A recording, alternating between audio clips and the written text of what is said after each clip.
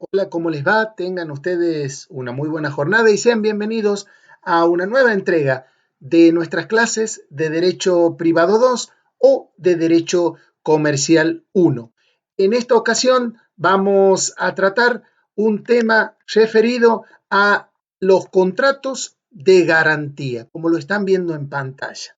Vamos a referirnos a estos contratos o esta serie de contratos accesorios, porque tienen por objeto asegurar el cumplimiento de otro contrato, garantizar, asegurar otro contrato paralelo a este, una fianza, un aval, como siempre llamamos comúnmente, una simple garantía. Entonces, lo primero para hablar de estos contratos de garantía, tenemos que estudiar el patrimonio de las personas. Sí, ese patrimonio que ustedes ven en contabilidad o en otras asignaturas, vamos a tratar de analizar su función, su utilidad. ¿Para qué sirve el patrimonio? Muy sencillo. Veremos y lo adelantamos que es la garantía de todos los acreedores. Y esto de ser garantía significa asegurar el cumplimiento de otro contrato. Entonces, vamos a comenzar el análisis y como ustedes ven en pantalla, estudiamos el patrimonio. No es aquí el momento de descomponer las cuentas que integran lo que llamamos patrimonio o de hablar de un concepto del mismo, sino simplemente su función. El patrimonio de todas las personas es la garantía de sus acreedores. ¿Y por qué decimos garantía común? Porque es la garantía de todos los acreedores, no este o aquel. Como ustedes están viendo en pantalla, además, el patrimonio consiste en un atributo de la personalidad. Lo tenemos todos, no importa si somos indigentes o si tenemos más o menos bienes. Es un atributo de todas las personas. Y como ven en pantalla, incluye también bienes presentes y bienes futuros. Es decir, incluye los créditos, incluye los bienes que aún hoy no están en nuestro poder, pero que en algún momento van a estarlo. Es ese conjunto de bienes. Y cuando hablamos de conjunto de bienes, queremos referirnos a las cosas materiales y a aquellas que son incorpóreas, a las inmateriales, es decir, a los derechos, a los créditos. Entonces, para estudiar los contratos de garantía, tenemos que saber que la garantía de todos los acreedores está dada por el patrimonio. Y, por supuesto, que la ley, el Código Civil y Comercial, declara excluidos algunos bienes que forman parte del patrimonio, excluidos de la garantía. No todos los bienes del patrimonio están afectados a los acreedores, a la garantía. Por ejemplo, las ropas y los muebles de uso indispensable, nuestra cama, nuestra mesa de luz, nuestra vestimenta, están excluidas de la garantía. No pueden percibir con ello los acreedores. También los instrumentos para ejercer la profesión. Los acreedores no pueden despojarnos de nuestra computadora si somos abogados, contadores o de los enseres fundamentales o instalaciones para ejercer una profesión liberal. Los sepulcros también están excluidos de la garantía, pero no del patrimonio, más sí de la garantía de los acreedores, porque están reservados a los deudos y a una, digamos, relación sentimental de las personas. Los bienes afectados a alguna religión están excluidos de la garantía. Las indemnizaciones, es decir, la suma de dinero que usted pueda percibir por algún daño moral, material, derivado de lesiones psicofísicas. Los créditos por alimentos, por ejemplo, los que recibe una persona para mantener su prole, los hijos menores, están excluidos de la garantía de los bienes que forman parte de los acreedores. Cuando hablamos nosotros de ese patrimonio, que volvamos atrás, queremos hablar de un concepto garantía común de los acreedores. Esto no siempre fue así. En los albores de la humanidad, y si ustedes quieren podemos situarnos en las épocas del derecho romano, la persona garantizaba sus deudas con su propia vida. Entonces, era posible que el acreedor llegase a utilizar como esclavo al deudor que no pagaba sus cuentas e inclusive hasta podía sacrificarlo, matarlo. Era el famoso nexum que tenían las personas con el crédito, con la deuda que contraían. Esto, por supuesto, ha cambiado con el correr del tiempo y hoy no existe prisión por deudas, salvo que se tratare de una estafa. Hoy la garantía de los acreedores, como hemos expuesto, son los propios bienes, salvo o excepto los que ustedes ven en pantalla y que hemos analizado hace unos minutos. Muy bien, a partir de estos bienes, el acreedor puede exigir la venta judicial de los bienes del deudor ante el no pago del crédito por parte del deudor. Esto es lo que llamamos garantía. Y la palabra acreedor, en algún momento nos tenemos que sentar a pensar qué significa. El acreedor es el que cree, el que espera, el que confía, porque acreedor deriva de la voz credere, confiar, esperar. ¿Y qué es lo que espera el acreedor? Que el deudor le pague el adelanto de dinero, un crédito que le ha efectuado, una espera, en fin. Si el deudor no le pagase, entonces el acreedor tiene los bienes del deudor para cobrarse, por lo cual, razón por la cual va a exigir la venta judicial de estos bienes del deudor. Pero cuidado, porque puede haber varios acreedores en un mismo deudor. ¿Y quién va a llevarse el bien? Los acreedores que han sido diligentes, que han llegado primero a trabar el embargo. Como ustedes recordarán, el embargo es la garantía forzosa que se obtiene a través de una declaración de juez. Entonces la prioridad la tiene el acreedor, el primer embargante. ¿Puede haber varios acreedores que traben embargo sobre un mismo bien? Por supuesto que sí, pero va a cobrar de la subasta, es decir, de la venta judicial, aquel acreedor que embargó primero. Y si queda remanente, le corresponderá al segundo, y así al tercero, cuarto, sucesivamente. Bien, ahora, luego de haber analizado el patrimonio, vamos a entrar directamente a estudiar las herramientas de las garantías. Es decir, cómo asegura una persona el cumplimiento de una obligación. ¿Cómo se asegura el acreedor que su deudor le va a pagar? Y como ustedes están viendo en pantalla, en primer lugar veremos las vías de hecho. Vías de hecho autorizadas por el Código Civil y Comercial de la Nación, y que se llama, esta vía de hecho, derecho de retención. Y como ustedes lo están viendo, lo tenemos en los artículos 2587 al 2593 para que podamos leerlos y razonar estas vías de hecho. Después, en las vías jurídicas, tenemos vías unilaterales. Y aquí vamos a estudiar la garantía unilateral propiamente dicha, que la van a encontrar en los artículos 1810 al 1814, y el aval.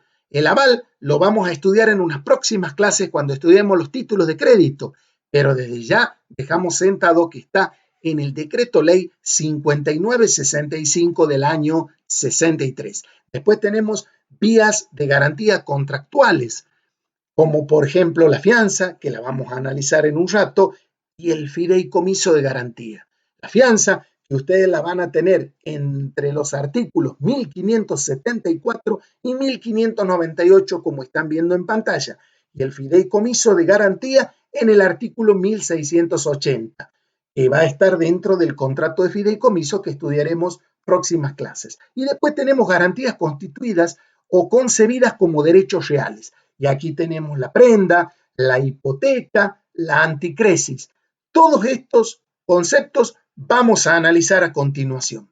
Entonces, como ustedes pueden ver, este es el cuadro que les presento de las garantías. Fíjense ustedes, garantías que significan, como dijimos, herramientas para asegurar el cumplimiento de una obligación, para permitir que el deudor pueda satisfacer el pago comprometido al acreedor. Y como ustedes ven, tenemos las vías de hecho, derecho de retención. En las vías de derecho clasificamos unilaterales, contractuales o derechos reales.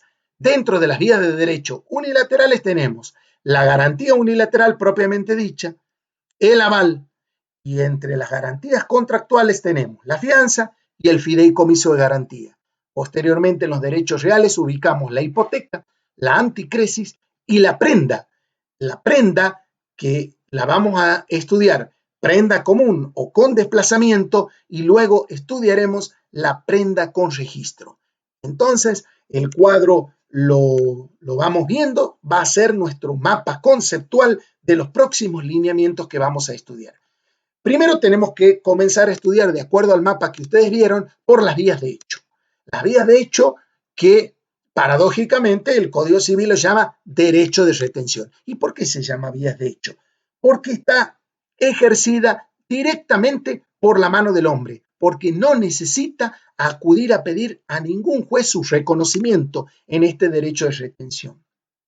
¿Y qué es el derecho de retención? Como ustedes ven en pantalla, es la conservación de una cosa que pertenece al deudor en poder del acreedor. Y esta cosa que queda en poder del acreedor, el acreedor debió restituirle al deudor hasta, y la va a retener hasta el pago de lo que el deudor le esté debiendo en razón de la cosa. ¿Cómo es esto? Vamos a poner unos ejemplos para entender el derecho de retención. Si usted lleva su auto al mecánico, el mecánico tiene la obligación de repararlo y devolverle, pero usted tiene la obligación de pagarle la reparación. Si usted no le paga, usted va a ser el deudor y el mecánico tiene el derecho de retenerlo al auto, retenerlo, conservarlo, no usarlo, porque no le está permitido el uso, pero puede retenerlo hasta tanto usted le pague el arreglo. Por eso decimos conservación de la cosa en poder del acreedor, que debería restituirle al deudor si es que le paga, pero la retiene hasta el pago de esto. Desde luego, la obligación nace de la misma cosa. Por ejemplo, cuando yo llevo ropa al lavadero, otro de los tantos ejemplos. Yo, si no pago el servicio de lavado y de planchado, el lavadero tiene el derecho de retenerme los efectos hasta tanto le pague la deuda que surgen de la misma cosa. Ese es el derecho de retención. Nace del acreedor, no hay que pedirle a ningún juez, no hay que mandar ninguna carta documento, por eso se llama vías de hecho. Fíjense ustedes lo que les pongo en pantalla. No requiere ninguna autorización judicial, ni manifestación previa del tenedor.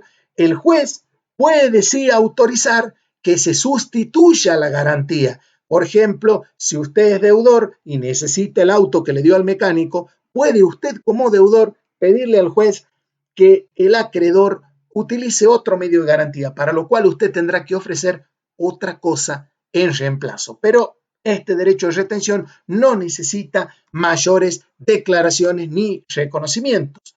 Ahora bien, el acreedor no puede usar la cosa. Pensemos en el mecánico que me retiene el auto hasta que yo no le pague el arreglo. El mecánico no me puede usar la cosa, salvo pacto en contrario. Debe conservarla la cosa y debe realizar las mejoras que estime pertinente, pero van a ser a costa del deudor las mejoras, como por ejemplo, si el auto amanece en la calle, puede el mecánico proveer un depósito, pero estos gastos van a ser a cuenta del deudor. Anteriormente, cuando recibe el pago, el acreedor del deudor, es decir, cuando le paguemos al mecánico, el mecánico tendrá que restituir las cosas y rendirnos cuentas de los gastos que hubiera realizado sobre la cosa. Entre las atribuciones, por supuesto, el acreedor tiene derecho a percibir un canon por el depósito. Nadie va a ejercer un derecho de retención gratuito. Como, es muy fácil entonces deberle al mecánico 3 meses, un año o el tiempo que fuese, y después yo voy a buscar el auto cuando quiero. No, no, no. Bien, pago tus servicios, me devuelves el auto, pero hay una cuota o canon por el depósito. También está autorizado el acreedor a percibir los frutos. Vamos ahora, dentro de las vías jurídicas o de las de derecho, porque hemos analizado ya el derecho de retención, a las garantías unilaterales, porque son los primeros medios. Acuérdense, en el cuadro lo tienen, garantías unilaterales y después las bilaterales que son contractuales. Estas garantías unilaterales están previstas en el Código Civil y Comercial de la Nación, constituyen, como su nombre lo indica, la declaración de una sola persona. la declaración unilateral de voluntad. ¿Y qué va a decir esta sola persona? Que viene por este acto a garantizar el cumplimiento de obligaciones de otro y se obliga a pagarlas. Es como si usted vendría en algún momento a decir, yo salgo de garante de la obligación de fulanito de tal. Es la declaración de una sola persona por la cual asegura el cumplimiento de la obligación de otro y se obliga a pagar una obligación de otra persona. Por supuesto que estas garantías unilaterales, nueva incorporación del Código Civil y Comercial, se van a constituir formalmente por instrumento público o privado, no puede ser verbalmente. Y esta garantía unilateral no puede arrepentirse. La garantía unilateral es irrevocable. Ahora, estas garantías unilaterales propiamente dichas, ¿quiénes las pueden emitir? ¿Quiénes pueden ser los garantes? Las personas públicas, las personas jurídicas privadas, como por ejemplo las sociedades, entidades financieras y compañías de seguro, que también, ¿no es cierto?, pueden utilizarla exportadores e importadores. Es decir, no está destinada para las personas humanas, solo personas jurídicas públicas, personas jurídicas privadas, entidades financieras, compañías de seguro, importadoras y exportadores. Vamos a otra garantía unilateral, distinta a la que acabamos de ver, el aval. El aval lo vamos a estudiar en los títulos de crédito dentro de algunas clases, está previsto en el Decreto Ley 5965 del año 63. ¿Y qué es el aval? Es un acto unilateral, por supuesto, porque estamos en el género, pero de naturaleza cambiaria, es decir, está inserto, como ustedes ven en pantalla, en un título de crédito. ¿Cuáles son los títulos de crédito? Una letra de cambio, un pagaré o un cheque. El aval se materializa a través de una firma. Viene una sola persona y pone y estampa la firma en un cheque, por ejemplo, en un pagaré o en una letra, y dice, vengo a asegurar el cumplimiento de la obligación de la otra. Y ese aval, entonces, lo podríamos definir como un acto unilateral por el cual cualquier persona, como ven en pantalla, humana o jurídica, denominado el avalista, que es el garante, que puede participar como obligado en el título o bien ser un tercero en el cheque, por ejemplo, inserta su firma. ¿Para qué? Para garantizar con todo su patrimonio el pago de algún sujeto que participa en el título de crédito. Y el avalista puede garantizar todo el importe o bien una parte del importe. Esto es lo que llamamos el aval. Ahora vamos a entrar sin perder más tiempo en las garantías contractuales. Estas garantías son concebidas como, su nombre lo indica, un contrato. Es decir, aquí necesitamos la voluntad de dos personas. ¿Cuáles? Acreedor y deudor. Pero siempre recuerden que el contrato de garantía, ¿no es cierto?, sirve para apoyar, para garantizar el cumplimiento de otro contrato. Y aquí vamos a estudiar dos. El contrato de fianza, por un lado, está previsto en el artículo 1574 al 1598, que es el más importante, y una variante del contrato de fideicomiso, el fideicomiso de garantía. Vamos pues entonces al contrato de fianza. Este contrato de fianza es el que llamamos nosotros comúnmente la solicitud de un garante, cuando usted va a comprar cualquier producto, una moto o un electrodoméstico. Y vamos a analizar principalmente cuatro aspectos como ustedes ven. Concepto del contrato de fianza y partes. Obligaciones de las partes, la clasificación del contrato y la extinción del contrato. Pautas estas que nosotros ya la vimos dibujadas y diseñadas en la parte general de los contratos. ¿Qué decir del concepto de fianza? Diremos que la fianza es aquel contrato en virtud del cual una persona llamada fiador o fiadora se obliga accesoriamente, ¿por qué accesoriamente? Porque respalda el contrato principal, se obliga por otra persona que se llama deudora o afianzada a satisfacer una prestación para el caso de incumplimiento. Es como si usted va a una casa de compra-venta de moto a comprar una moto. Usted va a celebrar con el dueño de la casa de la moto un contrato de compraventa, pero allí le van a decir que si usted compra a crédito, necesita un garante. Y voy a aparecer yo como fiador, a manera de ejemplo, y voy a celebrar un contrato con el acreedor. Es decir, aquí va a haber dos partes en el contrato de la fianza. Cuidado, es el fiador y el acreedor, porque el deudor no es parte de la fianza. El deudor es parte del contrato principal, en el ejemplo compraventa de la moto, pero el fiador, el garante, cuando aparece, aparece a contratar con el acreedor, con el dueño de la casa de comercio. ¿Y qué van a contratar? Y el fiador se va a obligar a que en caso de que el afianzado o deudor no pagase el importe, el fiador con todo su patrimonio se va a hacer cargo de la deuda. Por eso hay que tener mucho cuidado de cuando nosotros firmemos una obligación garantizando la deuda de un amigo o de un pariente. ¿Cómo clasificamos el contrato? Atención aquí, porque el contrato de fianza es unilateral. No hacen hacer obligaciones para las dos partes, solo para una parte, es decir, para el fiador, porque se juntan en el contrato fiador y acreedor y solamente está obligado el garante, el fiador. ¿Obligado a qué? A pagar la deuda del deudor cuando este último no lo paga.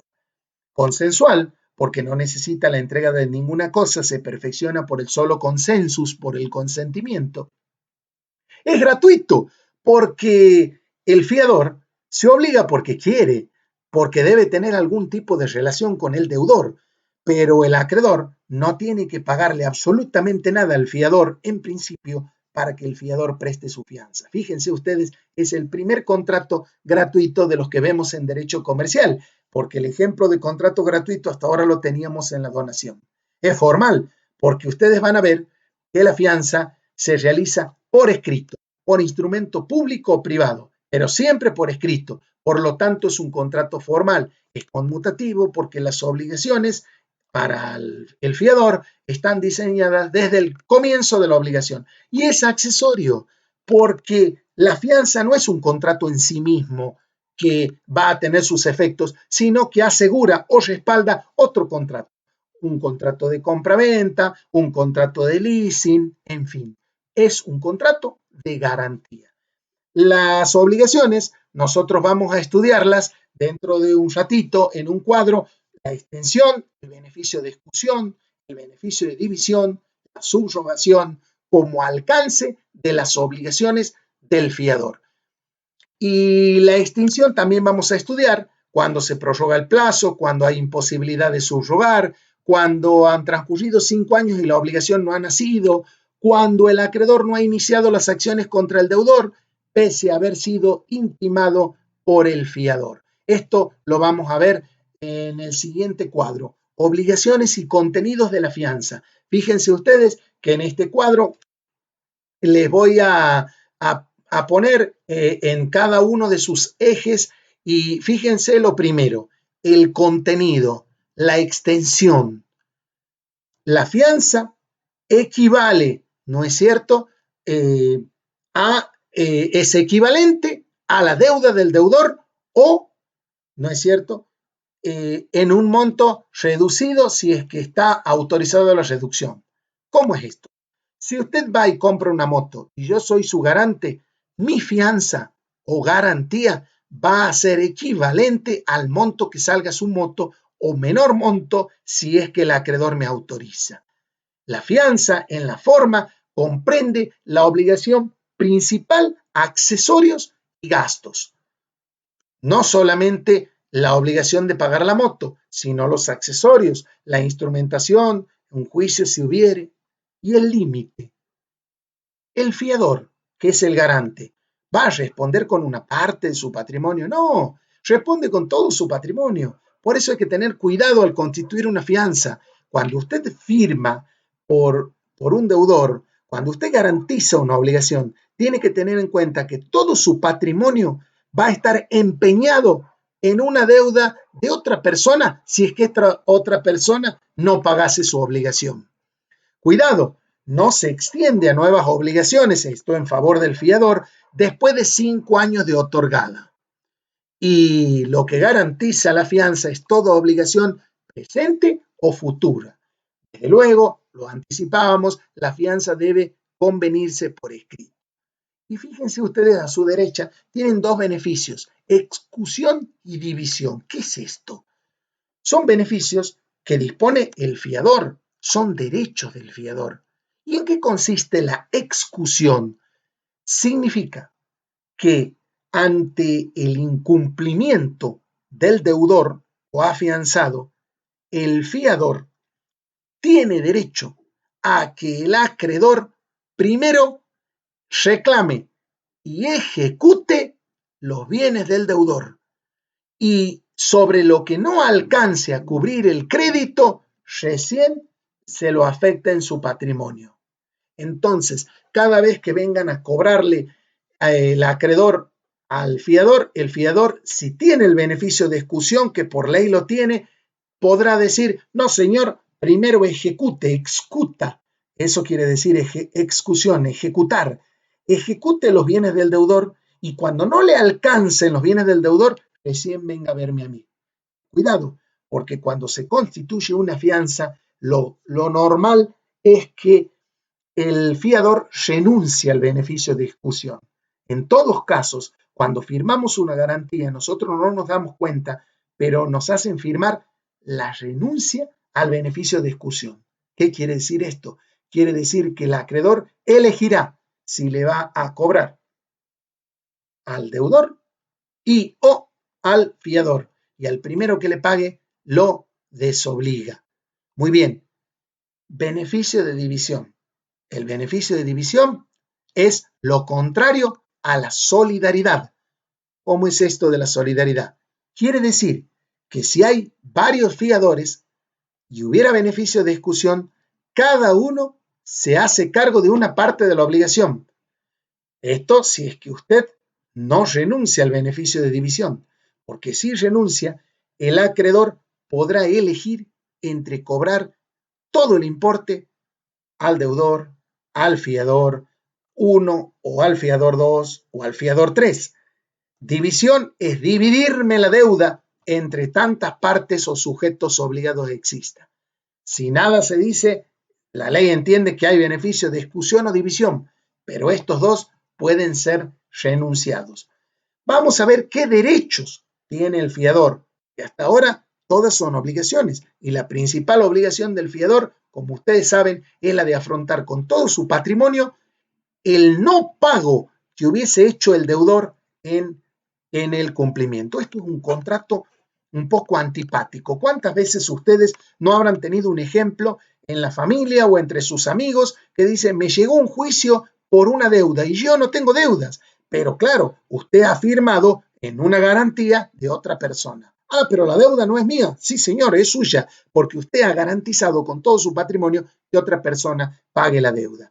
En primer lugar, el fiador puede trabar embargo, es decir, pedirle al juez garantías forzosas sobre bienes del deudor.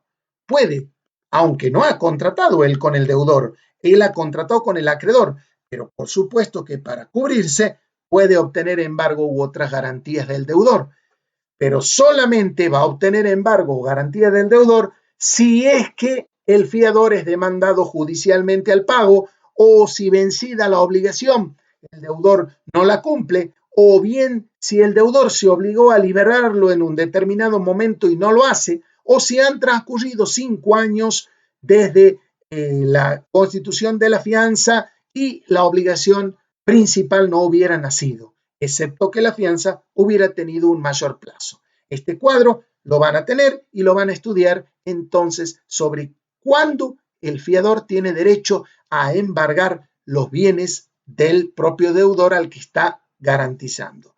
Y vamos a estudiar ahora un concepto que nos sigue, por supuesto, en casi todos los institutos, subrogación. Subrogación quiere decir ir suplantando, ir en reemplazo de. ¿Y por qué subrogación? El primer caso es ¿cómo puedo hacer yo, fiador, que he pagado una obligación para recuperar ese dinero? ¿Puedo demandarlo directamente al deudor? No. pero usted ha pagado por el deudor. Resulta que el deudor había sacado una moto y no pagó nunca una cuota. Me citaron a mí como garante o fiador y tuve que ir a pagar la moto. Y encima yo no la tengo a la moto. ¿Y cómo hago para cobrarme? Porque esta deuda no es mía. Para cobrarme, yo fiador, como no he contratado con el deudor, he contratado con el acreedor, con el dueño de la casa de la moto en el ejemplo, tengo que subrogarme en los derechos del acreedor, hacer de cuenta, tomar posición como si fuera el dueño del negocio de la moto y así cobrarle al deudor. ¿Cómo me subrogo en la posición del dueño del negocio? Muy simple, consiguiendo y guardando todos y cada uno de los recibos de pago. Así logro entonces la subrogación a través de los recibos de pago y ahí puedo demandarlo al deudor. Si hubiera varios fiadores, cada uno de los cofiadores que hubiera pagado se subroga en el derecho del acreedor para cobrar la parte a los restantes fiadores. Por ejemplo, si somos 3 los que hemos garantizado la deuda a algún fulano y solo de los 3 ha pagado uno, ese que ha pagado tiene derecho a reclamarle al deudor y también tiene derecho a reclamarle a sus pares la parte que le corresponde. Las defensas del fiador, el deudor, el fiador tiene defensas ante el acreedor, las mismas defensas que tuviera el deudor. Y en este caso va a haber una subrogación. ¿De quién? Del fiador en los derechos del deudor. Si el deudor tuviera alguna defensa con el acreedor, el fiador puede subrogarse en esas defensas. Esto quiere decir que la relación principal es la del acreedor y de la del deudor. El fiador no interviene en la relación principal, sí en la accesoria. Por eso hablamos de una sustitución de posiciones en la noción básica de la subrogación. Vamos ahora a estudiar cuáles son los medios o modos de extinción de la fianza. En primer lugar, como la fianza es accesoria, si se extingue la obligación principal, se extingue la fianza. Es decir, si va el deudor y paga su moto, queda extinguida la garantía. Si el propietario paga lo que se ha comprometido, queda extinguida la garantía. Extinguida o cumplida la obligación principal, entonces se extingue la accesoria. Por aquello que hemos estudiado en Derecho Privado 1, que lo accesorio sigue la suerte de lo principal. Seguimos en segundo lugar. Si te prorrogan el plazo de la obligación, no entiende la ley que queda prorrogado el plazo de la garantía. Supongamos que usted es garante en un contrato de locación que vence en 2 años. Terminó el contrato de locación, no hay deuda, terminó la garantía. La prórroga del contrato de locación no equivale trasladar o acarrear la prórroga de la fianza, salvo que el fiador dé su consentimiento. Es decir, que si se prorroga el plazo de la obligación principal sin el consentimiento del fiador, se extingue la fianza.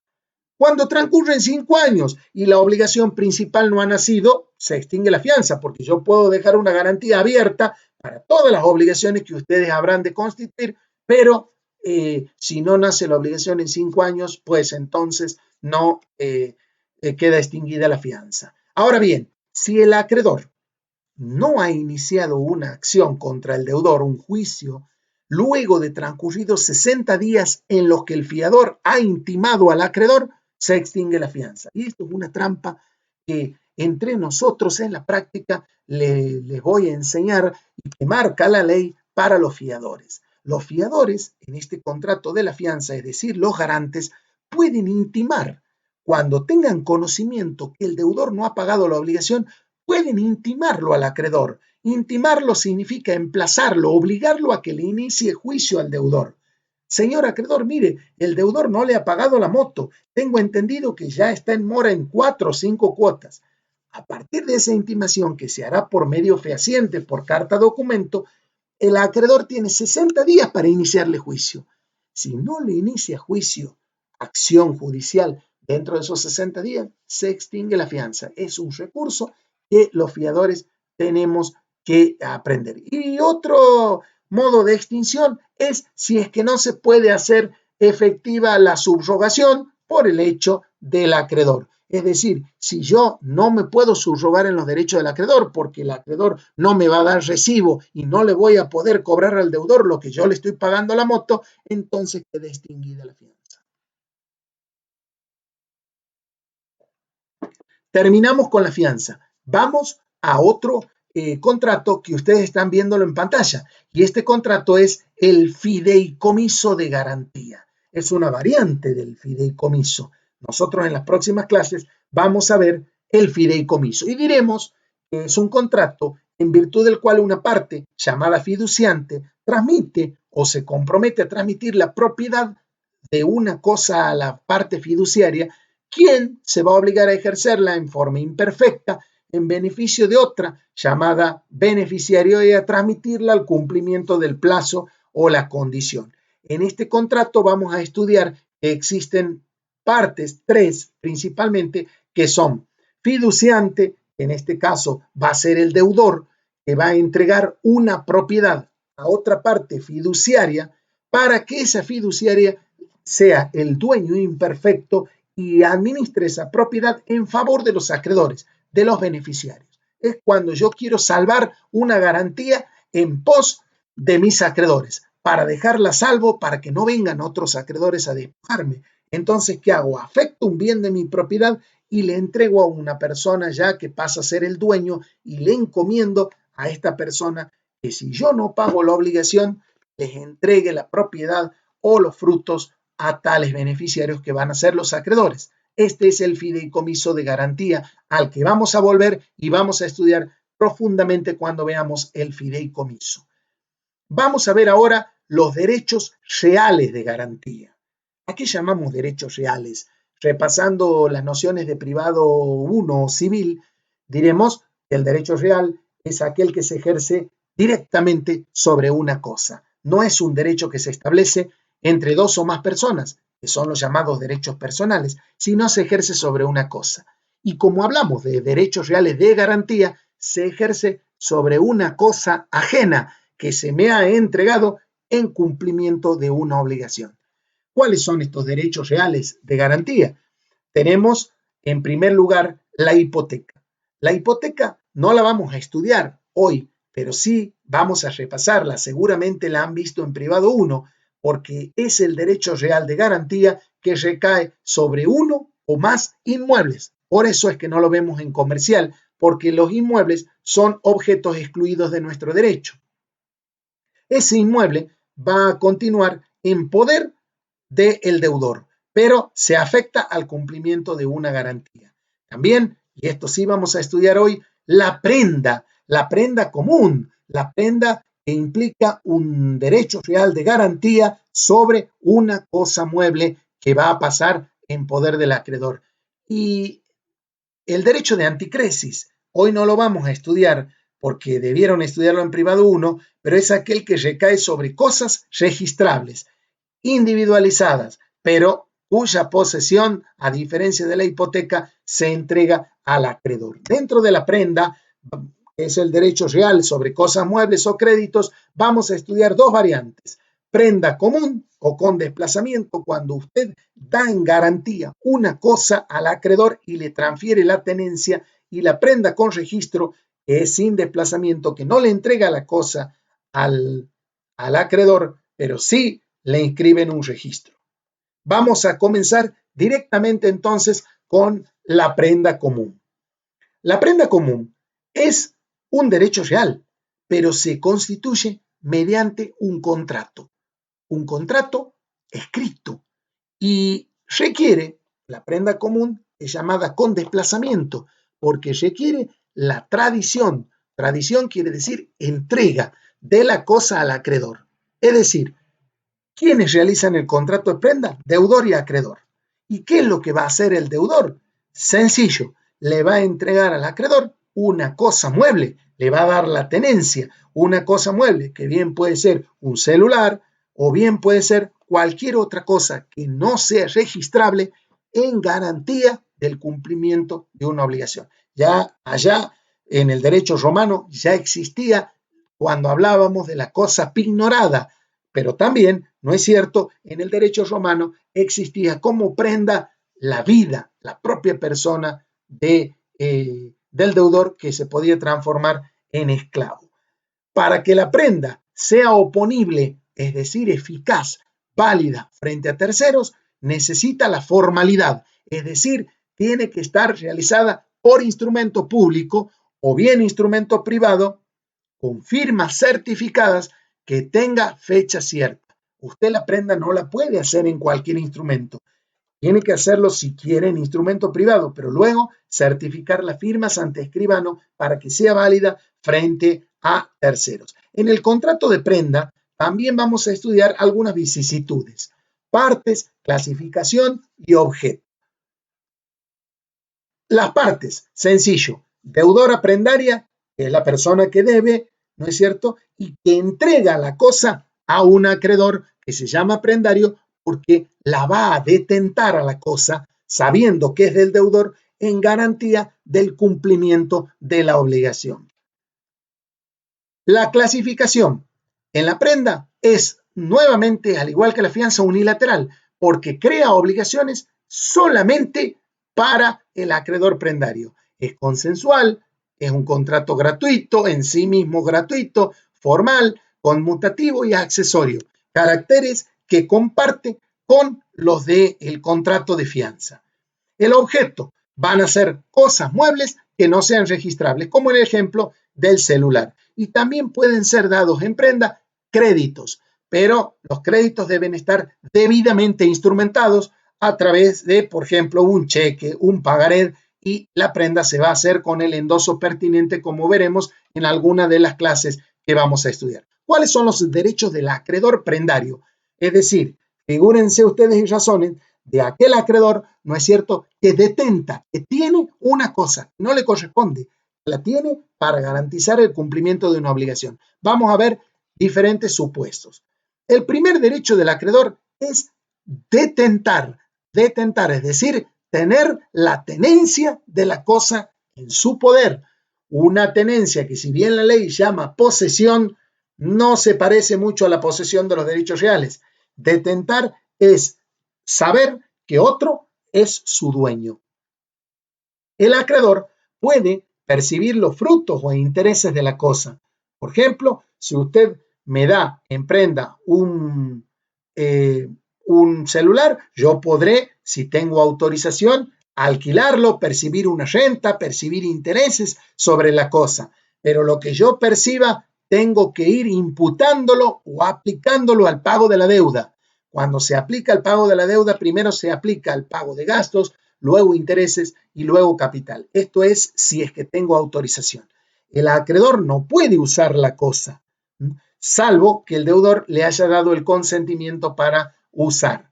También, ¿no es cierto?, se le debe reconocer los gastos de la cosa realizada por el acreedor. Si es que teme que la cosa se le va a destruir en su poder, puede incurrir en algunos gastos, pero esos gastos, ¿no es cierto?, van a estar a cargo del deudor. Si tiene miedo o teme el acreedor que la cosa se le vaya a destruir, puede pedir judicialmente la venta del bien. La ejecución en subasta pública. Si el acreedor no es satisfecho en el pago por el deudor, puede pedir el remate, la ejecución en subasta pública y posteriormente cobrarse con su producido, con la obligación de rendir cuentas. También el acreedor tiene otros derechos. Por ejemplo, si es desposeído, si alguien le ha quitado la cosa, puede iniciar la acción de robo, de hurto, puede reivindicarla en manos de quien la tenga la cosa.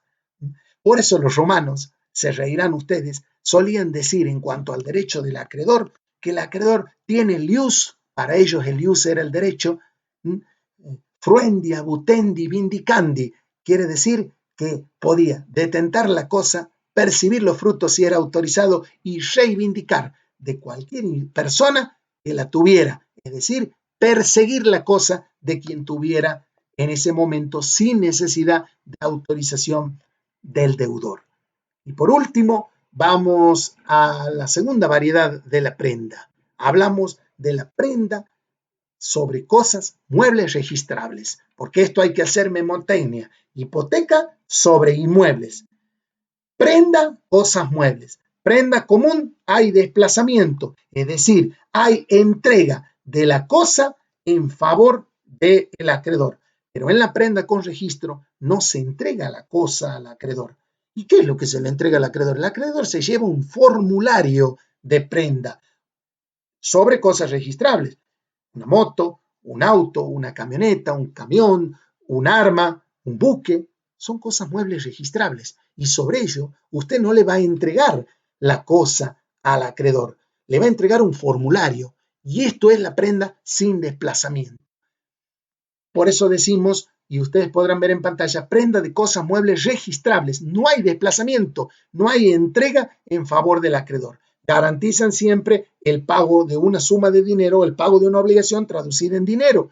El contrato es formal. ¿Qué digo formal? Recontra formal. ¿Por qué? Porque no solo se hace por escrito, sino se hace a través de los formularios que los registros nos proporcionan. Si usted quiere ir a prendar su moto o un vehículo, tiene que hacerlo a través de los formularios, por ejemplo, 02 o el número que el registro le dé. Y no solo se agota llenando el formulario, sino también tiene que inscribir en el registro pertinente. La prenda con registro tiene dos variables, prenda fija que afecta una determinada cosa individualizada o prenda flotante que afecta cosas que no están individualizadas, por eso se llama flotante, como por ejemplo la cosecha o los enseres en una fábrica. ¿Cómo hace el acreedor para percibir el importe de la prenda si es que el deudor no cumple la obligación? Sencillo, aquí no puede llevar la cosa directamente a la subasta. ¿Por qué? Porque no tiene la cosa. Pero sí puede, con su formulario de prenda con registro, ir a presentarlo ante el juez a través de lo que se llama un juicio de ejecución prendaria y pedir que el juez ordene el embargo, el secuestro, es decir, el juez debe ordenar que por la fuerza pública le saquen o le arranquen la cosa al deudor o donde se encuentre y luego llevarla a remate. Es lo que se llama la ejecución prendaria. No es lo mismo que la prenda común porque el acreedor en la prenda común ya tiene la cosa. Muy bien, hasta aquí llegamos. Entonces, quiero agradecer vuestra atención. Como ustedes saben, los días jueves y o viernes tenemos las clases de consulta. Cualquier duda tienen a disposición mi correo. Les agradezco nuevamente su atención. Nos vemos en la próxima clase. Hasta entonces y muchas gracias.